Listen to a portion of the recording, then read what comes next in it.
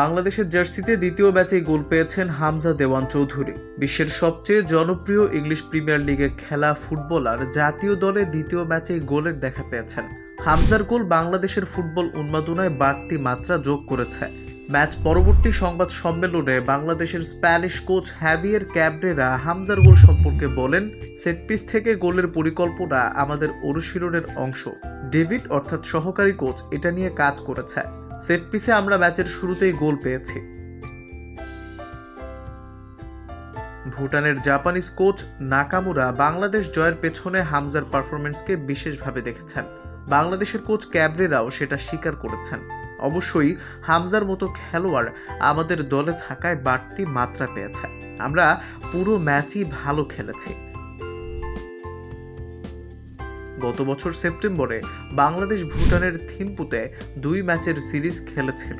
প্রথম ম্যাচ জিতলেও পরের ম্যাচে হেরে গিয়েছিল। আজ 2-0 গোলে হারিয়ে অনেকটাই তৃপ্ত বাংলাদেশ কোচ। খেলার ফলাফলে যেমন সন্তুষ্ট, তেমনি পারফরম্যান্সে। একসঙ্গে বাংলাদেশের 3 অধিনায়ক সোহেল, জামাল ও তপু খেলেছে, যা সাম্প্রতিক সময়ে অনেক ক্ষেত্রে হয়নি।